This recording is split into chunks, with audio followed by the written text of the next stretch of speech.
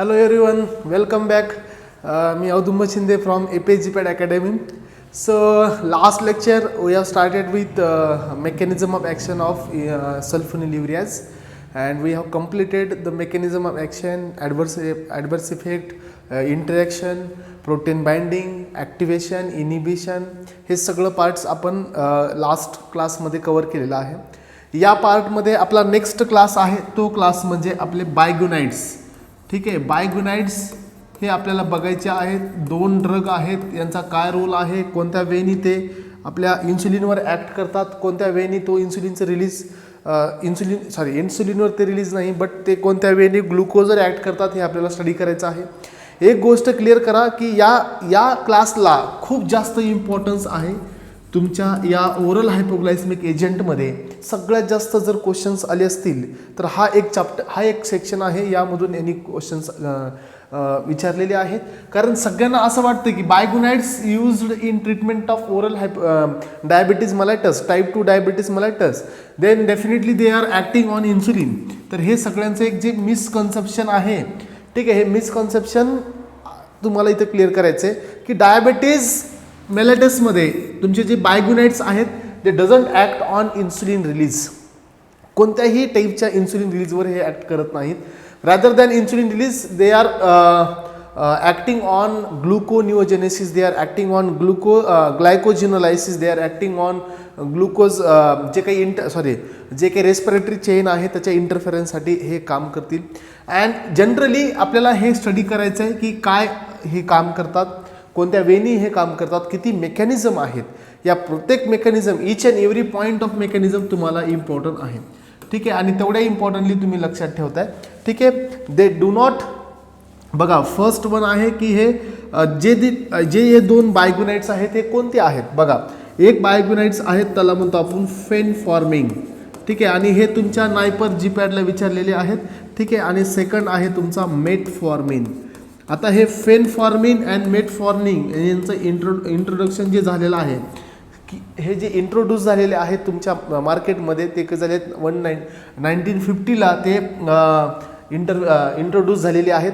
But आता हे याच्यामध्ये इम्पॉर्टंट आहे की कोणता तुमचा जो बायगोनाइड्स आहे सध्या मार्केटमध्ये आहे, कोणता विड्रॉ केलेला आहे, हे खूप वेळा विचारलेलं आहे. ह्या जी दोन आहेत तुमचे फेनफॉर्मिंग अँड मेटफॉर्मिंग, तर हा जो आहे तुमचा फेनफॉर्मिंग, हा फेनफॉर्मिंग विड्रॉ करण्यात आलेला आहे मार्केटमधून.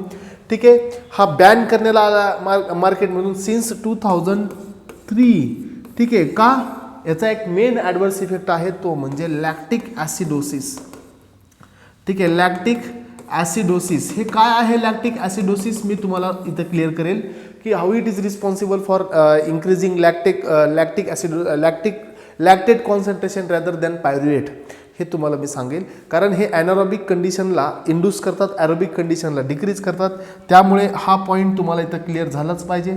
ठीक आहे, आणि हे जे दोन्ही जे आहेत तुमचे बायगोनाइड्स हे ओबेस पर्सनला प्रेफर केले जातात, ओबेस पर्सनला प्रेफर केले जातात. कारण का? कारण बघा, हे ओबेसिटी, ठीक आहे, ओबेस हे जे वेट गेनचा जो ड्रॉबॅक आहे तो ड्रॉबॅक यांच्यासोबत नाही आहे. ठीक आहे, हे तुमचं एकतर न्यूट्रल वेट ठेवतील, ठीक आहे, किंवा हे वेट लॉस करतील, बट वेट गेन हा यांचा ड्रॉबॅक नाही आहे.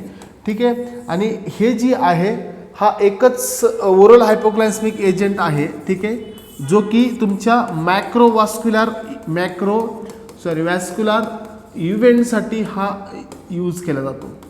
ठीक आहे, मॅक्रोवॅस्क्युलर इव्हेंट, त्यामध्ये तुमचे CVSचे डिसीज असतील त्या कंडिशनमध्ये, ठीक आहे, हार्ट अटॅक असेल, ठीक आहे, हार्ट अटॅकच्या कंडिशनमध्ये, स्ट्रोकच्या कंडिशनमध्ये हे आपण दिले जातात. ठीक आहे, अँड बघा की तुमची जी फर्स्ट लाईन ट्रीटमेंट आहे मेटफॉर्मिनची, ही फर्स्ट लाईन ट्रीटमेंट आहे. मेटफॉर्मिन हे फर्स्ट लाईन ट्रीटमेंट आहे तुमच्या डायबिटीज 2 मेलाइटससाठी. ठीक आहे, तर हे काही पॉईंट्स आहेत, शॉर्ट पॉईंट्स आहेत जे तुम्हाला माहीत पाहिजे before starting mechanism of action. ठीक आहे, फर्स्ट आता इम्पॉर्टंट बघा का आपल्याला काय बघायचं आहे. फर्स्ट वन बघायचं आपल्याला मेकॅनिझम ऑफ ॲक्शन.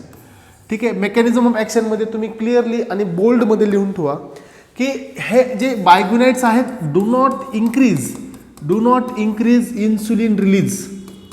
ठीक आहे. Do not increase insulin release, हे first important point. But it presence यांचा जो प्रेझेन्स आहे तो प्रेझेन्स इम्पॉर्टंट आहे. ठीक आहे. यांचा जो प्रेझेन्स आहे, ठीक आहे, हा प्रेझेन्स इम्पॉर्टंट आहे इन्सुलिनच्या ॲक्शनसाठी. ठीक आहे. प्रेझेन्स इम्पॉर्टंट फॉर, ठीक आहे, इम्पॉर्टंट फॉर इन्सुलिन ॲक्शन.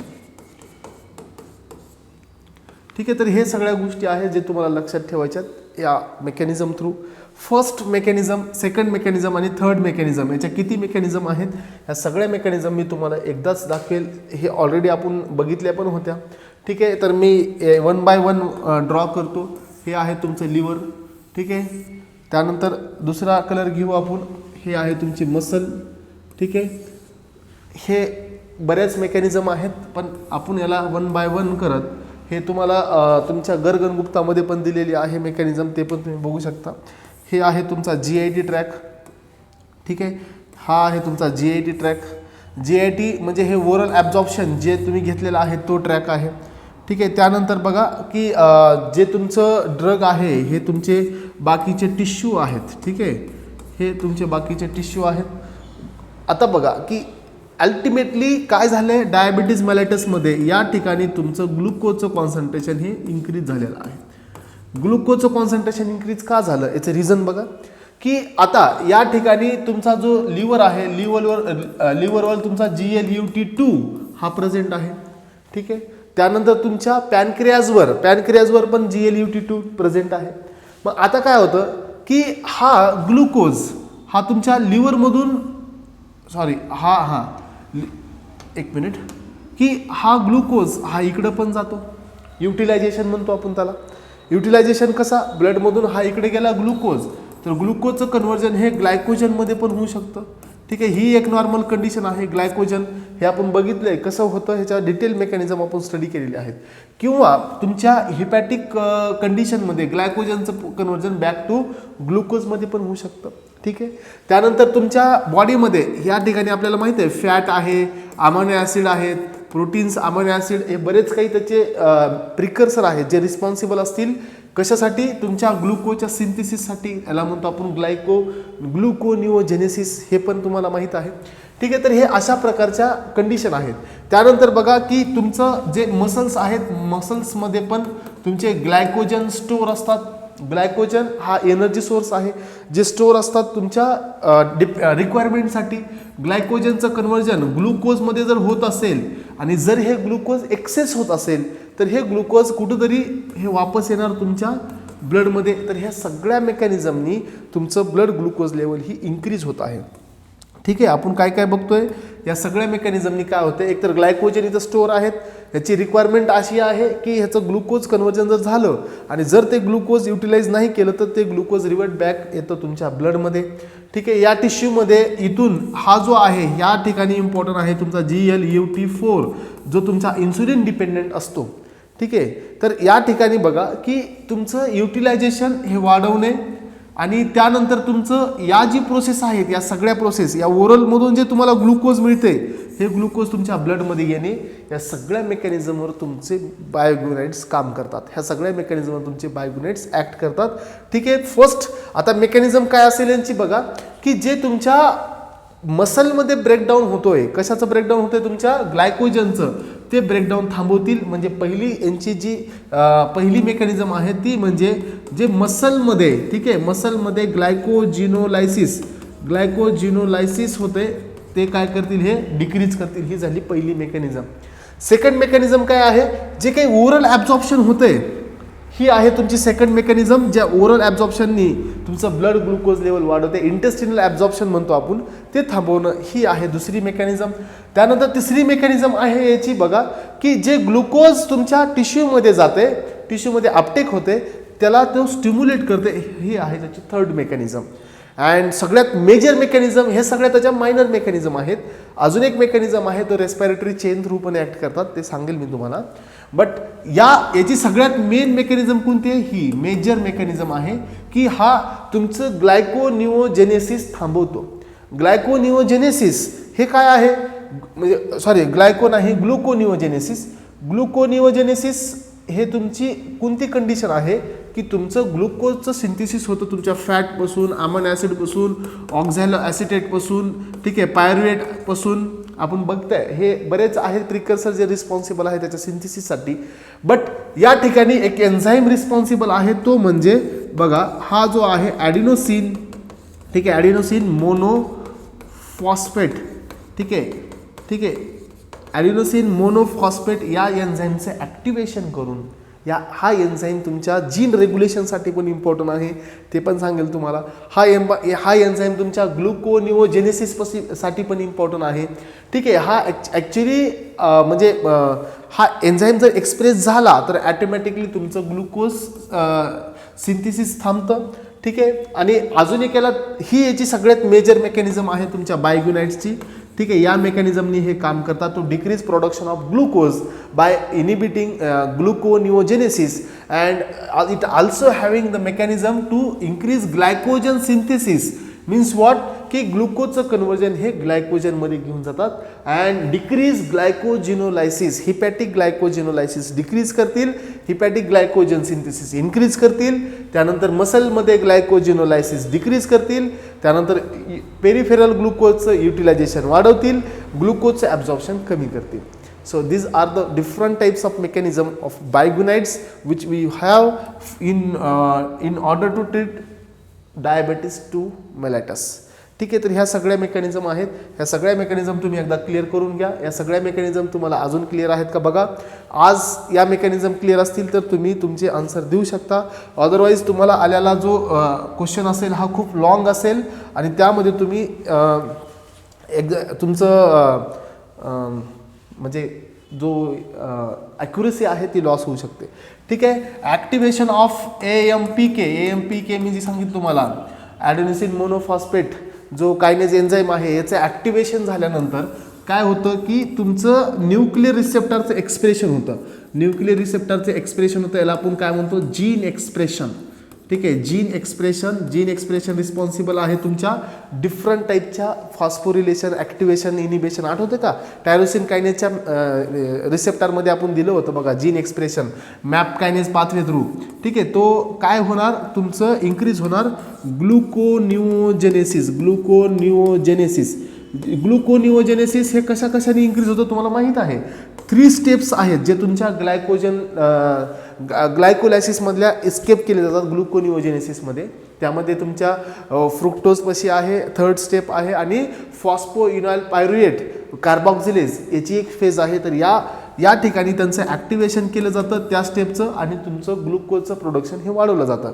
तर हा एक फॅक्टर आहे, रिस्पॉन्सिबल आहे, जो तुमच्या ग्लुकोनिओजेनेसिससाठी AMPK जे आपण बघितला हा एन्झाईम इथं खूप जास्त प्रकारे काम करतो, ठीक आहे. त्यानंतर बघा आता अजून एक काय रोल आहे याच्यामध्ये, जे तुमचे जी मेटफॉर्मिंग बायग्युनाइट्स आहेत, ठीक आहे, बायग्युनाइट्स आहेत, हे सगळ्यात इम्पॉर्टंट अजून कुठं काम करतात, हे तुमच्या रेस्पायरेटरी चेनवर काम करतात. मायटोकॉन्ड्रियल, ठीक आहे, मायटोकॉन्ड्रियल रेस्पायरेटरी चेन, ठीक आहे. आता यामध्ये मेनली तुमचा फेन फॉर्मिंग जो लॅक्टिक ॲसिडोसिस करतोय. आता काय होईल की बघा, जनरली काय होतं की तुमच्या ग्लुकोजचं कन्वर्जन, ठीक आहे, ग्लुकोजचं कन्वर्जन हे कशात होतं, पायरुविक ॲसिडमध्ये होतं. ज्या वेळेला ऑक्सिजनची सप्लाय असेल त्यावेळेला ॲरोबिक कंडिशनमध्ये. जर if it is anaerobic condition then pyruvate converted in to lactate and lactate जर नॉर्मल पर्सन असेल, जर तो डायबिटीज मेलायटसमध्ये जर तो सफर नसेल करत, जर तो नॉर्मल असेल, तुम्हाला माहीत आहे की काय होतं की आपल्या लॅक्टेटचं कन्वर्जन परत कशात होणार, तुमच्या ग्लुकोजमध्ये होणार, ठीक आहे. ग्लुकोजमध्ये कसं होतं तुम्हाला माहीत आहे. लॅक्टेट हा तुमचा परत तुमच्या एक मिनिट तुम्हाला तो पाथवे आठवावा लागेल की lactate converted in glucose lactate हा तुमचा परत पायरुएटमध्ये कन्वर्ट होईल अँड नॉट पायरुएट, लॅक्टेट हा तुमचा डायरेक्ट प्रिकर्सर म्हणून ॲक्ट करतो ग्लुकोनिओजेनेसिससाठी, ठीक आहे. ग्लुकोनिओजेनेसिस ही एक प्रोसेस आहे ज्या ठिकाणी तुमचं फॉस्फोइनाइल पायरुएट कार्बॉक्झिलेज एन्झाईम खूप रोल प्ले करतोय, ठीक आहे. कार्बॉक्झिलेज आठवते ना सगळ्यांना, कार्बॉक्झिलेज मी सांगितलं रिव्हर्स मेकॅनिझमला आठवा, ठीक आहे. तर याचं काय काम आहे, तुमचा फेन फॉर्मिंग याचं काय काम आहे बघा, की हा काय करतोय, हा तर एक तर या ठिकाणी हे ऑक्सिजन जो मिळतोय मायटोकॉन्ड्रियल रेस्पायरेशन जी चेन आहे तो ब्लॉक करतोय, ऑक्सिजनची तो डिफिशियन्सी आणतोय, म्हणजे ऑक्सिजन इथं प्रेझेंट नाही, तर ही प्रोसेस इथं होणार नाही. जर ही प्रोसेस होत नसेल तर काय होणार, याचं कन्वर्जन लॅक्टेटमध्ये होणार. लॅक्टेट नॉर्मल पर्सनमध्ये काय होते, lactate revert back converted into glucose. But in diabetes condition ज्यावेळेला आपण याची ट्रीटमेंट देणार, हा फेनफॉर्मिंग हा काय करेल, या पण एन्झाईमला ब्लॉक करेल. जर असं होत असेल तर lactate does not converted into glucose. असं होत असेल तर काय होणार, लॅक्टिक ॲसिडचं कॉन्सन्ट्रेशन इन्क्रीज होणार. त्यानंतर तुमच्या तुमच्या रिनल फेल्युअरमध्ये पण काय होणार की तुमचं लॅक्टेटचं एक्सक्रिशन कमी होणार, स्टील तुमचं प्लाझ्मा कॉन्सन्ट्रेशन लॅक्टेट इन्क्रीज होणार, आणि त्या कंडिशनला म्हणतो आपण लॅक्टिक ॲसिडोसिस. ठीक आहे, समजतंय का? तर ही एक मेकॅनिझम आहे तुमच्या कशाची मेकॅनिझम आहे, बायगुनाइटची. तो इंट्रासेल्युलर तुमचे हा जो सोर्स आहे पुढचा सगळा स्टॉप करतो. पायरुवेट नाही झाला तर तुमचं काय बनणार नाही, ॲसिटिल कोले तुमची टीसी सायकल रन होणार नाही, तुमचे एटीपी बनणार नाहीत. ठीक आहे, तर ह्या अशा प्रकारच्या मेकॅनिझमनी हा इंट्रासेल्युलर तुमचे एटीपी पण डिक्रीज करतो अँड तुमच्या या पायरुवेट ॲनारोबिक तुमचं ब्रेकडाऊन वाढवतो, ग्लुकोजचा आणि लॅक्टेटचा रिटेन्शन वाढवतं. लॅक्टेटचं नॉर्मल पर्सनमध्ये ग्लुकोजमध्ये कन्वर्जन होतं by gluconeogenesis with the help of phosphoenol carboxylase. ठीक आहे, and phosphoenol pyruvate carboxylase and lactate revert back convert होतो तुमच्या पायरुवेटमध्ये. ठीक आहे, हे आहे कंडिशन. तुम्ही त्या डायग्राममध्ये तुम्ही बघाल, बायोकेमिस्ट्रीमध्ये दिलेला आहे चार्टमध्ये. आणि हा पायरुवेट तुमच्या ऑक्झॅलॅसिटेटमध्ये कन्वर्ट होतो. ऑक्झॅलॅसिटेट प्रिकर्सर ॲक्ट करतो तुमच्या कशासाठी, तुमच्या ग्लुकोनिओजेनेसिससाठी. आणि ही प्रोसेस ब्लॉक झाल्यामुळे लॅक्टेटचं तुमचं कॉन्सन्ट्रेशन इन्क्रीज होणार. आणि तसं होत असेल तर काय होईल की लॅक्टिक ॲसिडचं कॉन्सन्ट्रेशन तुमच्या ब्लडमध्ये इन्क्रीज होईल. ठीक आहे, आता बघा की यामध्ये काय होईल की तुमचं एक ॲक्शन बघितली आपण तुमच्या लिव्हरवर पहिली ॲक्शन काय बघितली, डिक्रीज ग्लुकोनिओजेनेसिस. ठीक आहे, ही ॲक्शन आपण फर्स्ट बघितलेली आहे आणि ही त्याची मेजर ॲक्शन आहे बाय AMPK एन्झाईम. ठीक आहे, सेकंड ॲक्शन बघितली डिक्रीज ग्लायकोजिनोलायसिस असं पण म्हणू शकता तुम्ही. हे कुठलं डिक्रीज केलं, तरी लिव्हरमधलं पण डिक्रीज केलं अँड तुमच्या मसल्समधलं पण डिक्रीज केलं. ठीक आहे, त्यानंतर बघा आता ग्लायकोजन स्टोरेज हे तुमचं काय केलं त्यांनी, म्हणजे स्टोरेज हे त्यांनी वाढवलं आणि ब्रेकडाऊन त्यांनी कमी केलं. ठीक आहे, त्यानंतर तिसरं काय आहे की कार्बोहायड्रेटचं ॲब्झॉर्प्शन डिक्रीज केलं, decrease absorption of carbohydrate from intestine. ही पण एक मेकॅनिझम आहे त्याची. ठीक आहे, अँड यांची मायटोकॉन्ड्रियल पण एक मेकॅनिझम बघितली आपण ॲनारोबिकची. तर एवढ्या सगळ्या मेकॅनिझम ही तुमच्या याच्या आहेत. तर हा जो आहे तुमचा बायगुनाइट्स हे डिक्रीज करतात low density lipoprotein.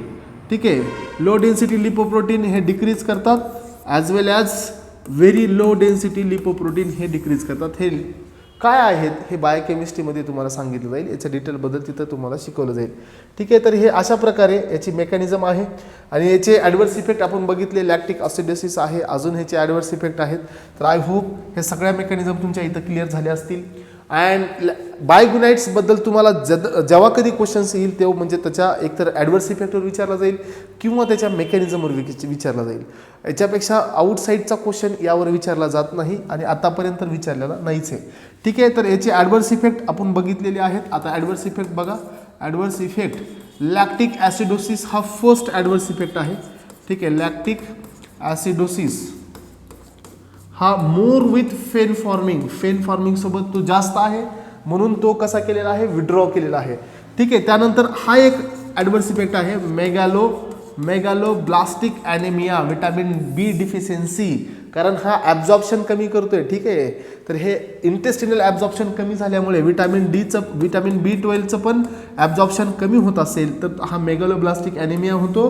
And more with मेटफॉर्मिंग, हा मेटफॉर्मिंगचा आहे आणि तो वरचा जो आहे तो फेनफॉर्मिंगचा आहे. तर विटॅमिन डिफिशियन्सीमुळे हा कमी होतो. ठीक आहे, त्यानंतर काय होईल की हा इन्क्रीज करतो तुमचं लॅक्टेट प्रोडक्शन, हे पण बघितलं. ठीक आहे, आणि बायगुनाइट्स हे जी आहेत हे तुमचं जे काही पेशंटला आहे ते लॅक्टिक ॲसिडोसिस ही एक कंडिशन आहे, ज्या कंडिशनमध्ये खूप जास्त रिस्क आहे ॲसिडिक कंडिशन होण्याची.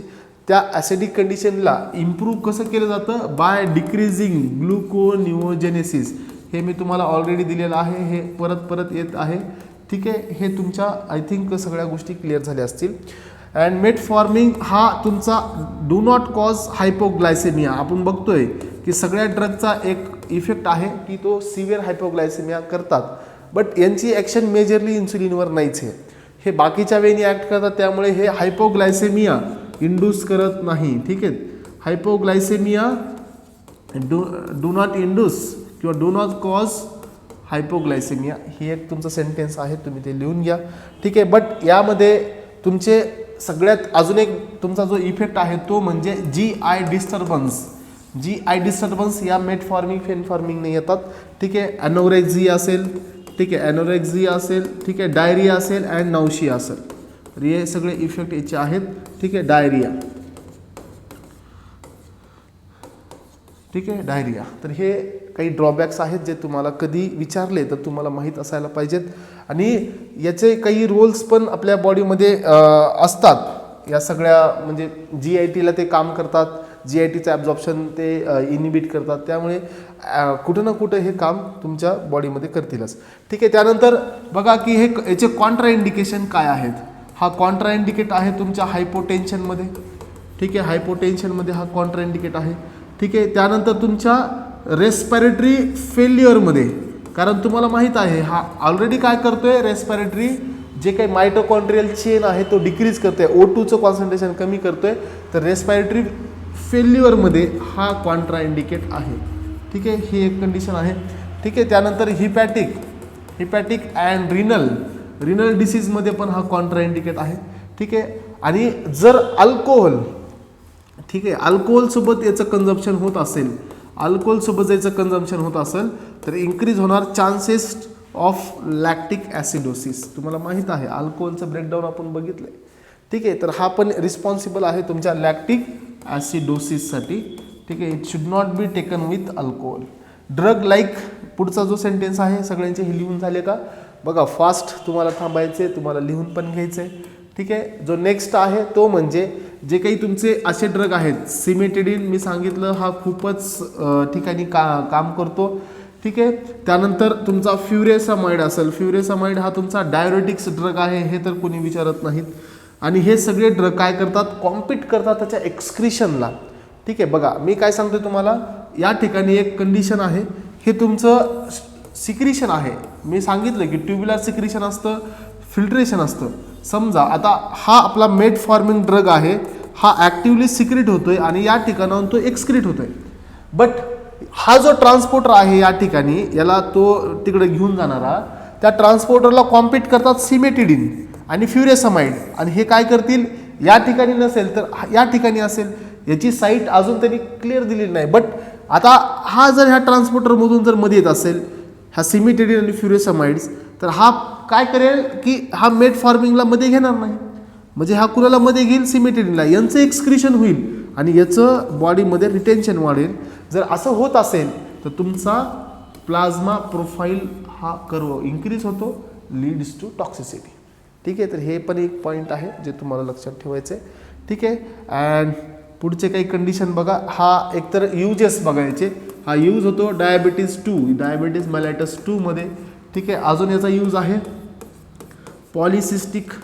ठीक आहे, पॉलिसिस्टिक ओव्हेरियन डिसीज कंडिशनमध्ये हा यूज होतो. ही एक अशी कंडिशन आहे, या कंडिशनमध्ये एग फॉर्मेशन होत नाही, प्रोलॉंग होतं मेरिस्टम सायकल पिरियड. ठीक आहे, आणि काही मेल हॉर्मोन फिमेलमध्ये सिक्रीट होतात, त्या कंडिशनला म्हणतो आपण पॉलिसिस्टिक ओव्हेरियन डिसीज. प्रेग्नन्सी लवकर, एग सिक्रिशन कमी होतं आणि त्यामुळे प्रेग्नन्सीचे चान्सेस कमी होतात. हे कशामुळे आलेलं आहे, तुमच्या इन्सुलिनच्या रेजिस्टन्सीमुळे हा डिसीज होतो.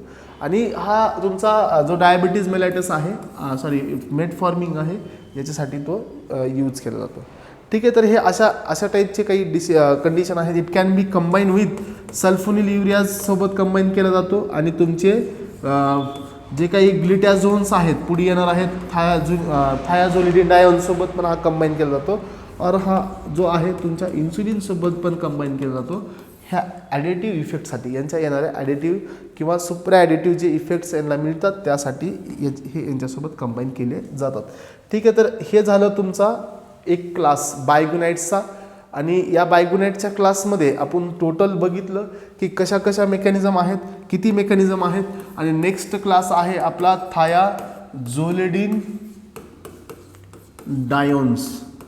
ठीक आहे, आता मला सांगा की किती मेकॅनिझम बघितले आपण बायगोनाइटच्या? जवळपास 4 ते 5 मेकॅनिझम होत्या. एक मेकॅनिझम होती आपण बघितली, it was one liver gluconeogenesis आणि glycogenolysis. And second one it was one skeletal muscle glucose uptake जे इन्क्रीज केलं जातं. त्यानंतर तुमचा फोर्थ वन मेकॅनिझम आहे ग्लुकोजचं ॲब्झॉर्प्शन. आणि फिफ्थ वन मेकॅनिझम आहे तुमचं lactate production by anaerobic glycolysis. तर एवढ्या टाईपच्या मेकॅनिझम आहेत. जवळपास 5 mechanisms are there in biguanides. You should keep in mind they can ask anything or they can ask the question like assertion. So A आणि B is correct, B आणि C is true and ABC is correct, D incorrect. अशा टाईपचे questions यामध्ये generally आलेले आहेत. आणि यावर question दरवर्षी GPATला जनरली विचारला जातो. ठीक आहे, आणि का विचारला जातो याचं रिझन पण तसंच आहे, कारण हा खूपच जास्त कॉम्प्लिकेटेड आहे. आता हा जो आहे थायाझोलिडिन डायोन्स, हा थायाझोलिडिन डायोन्स हा याचे जी एक्झाम्पल्स आहेत, ठीक आहे, याच्यामध्ये ट्रोग्लिटॅझोन आहे, ह्याचे सगळे ग्लिटॅझोन डेरिटिव्ह आहेत. रोसी ग्लिटॅझोन आहे, ठीक आहे, पिओ ग्लिटॅझोन आहे. हे सगळेच हे कशाचे ॲक्टिवेटर आहेत? हे PPAR गॅमा हा एक तुमचा एक न्यूक्लियर रिसेप्टर आहे जो की एक्सप्रेशन इन्हान्स करतो. आणि हा रिस्पॉन्सिबल आहे तुमच्या मेकॅनिझमसाठी. कोणत्या वेनी तो मेकॅनिझम दाखवतो, किती वेनी तो मेकॅनिझम दाखवतो हे तुम्हाला मी दाखवणार आहे. ठीक आहे, बघा की आता हा जो आहे, हा जो जीन आहे PPR, ठीक आहे, PP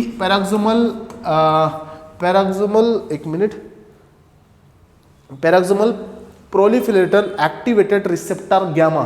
ठीक आहे, याचा लॉंग फॉर्म लिहून घ्या वाटलं तर पॅरॉक्झिझोम म्हणा, peroxisome proliferator. Okay, proliferator activated receptor gamma. ठीक आहे, तर हे याचा लॉंग फॉर्म आहे जो की रिस्पॉन्सिबल आहे आपल्या ग्लुकोज अपटेकसाठी. किती वेळी तो अपटेक करतो, कोणत्या वेळी तो अपटेक करतो हे पण तुम्हाला मी सांगेल. ठीक आहे, तर बघा की काही फॅक्टर्स आहेत जे याच्यासाठी रिस्पॉन्सिबल आहेत, काही प्रोटीन्स आहेत याच्यासाठी रिस्पॉन्सिबल आहेत. IRS इन्सुलिन रिसेप्टर सबस्ट्रेट हे पण तुम्हाला माहीत आहे. ज्यावेळेला आपले इन्सुलिन बाइंड होतात आपल्या रिसेप्टरला त्यावेळेला सेकंडरी एक मॅसेंजर किंवा सेकंडरी एक फॅक्टर जनरेट केला जातो, त्या ठिकाणी यांचा रोल आहे. ओके, तर अशा प्रकारे हे सगळं तुमचं कव्हर केलं जाईल. Just wait and watch for next lecture. ठीक आहे, अँड त्यानंतर बघा की हे तुमच्या ग्लुकोजची एंट्री तुमच्या बॉडीमध्ये इन्क्रीज करतात. रिक्रुटमेंट ऑफ GLUT तुम्हाला हेही माहीत आहे. GLUT4 याची जर रिक्रुटमेंट केली म्हणजे जर ते ट्रान्सपोर्टर वाढवले तर आपल्या जो ड्रग आहे, आपले जो ग्लुकोज आहे त्याचं अपटेक वाढतं. ठीक आहे, तर अशा प्रकारच्या डिफरंट 3 ते 4 मेकॅनिझम आहेत. आणि ह्या 2च मेकॅनिझम ह्या तुमच्या ओरल हायपोग्लायसेमिक एजंटमध्ये क्रिटिकल आहेत. पुढच्या सगळ्या मेकॅनिझम अजून यापेक्षा इझी आहेत. ठीक आहे, once we finish with thiazolidinediones then एक लेक्चरमध्ये सगळ्या मेकॅनिझम आपल्याला नेक्स्ट फिनिश होतील आणि त्यानंतर आपला ओरल हायपोग्लायसेमिक एजंट हा फिनिश होईल. Okay, so thank you so much. We will start with this thiazolidine in next lecture.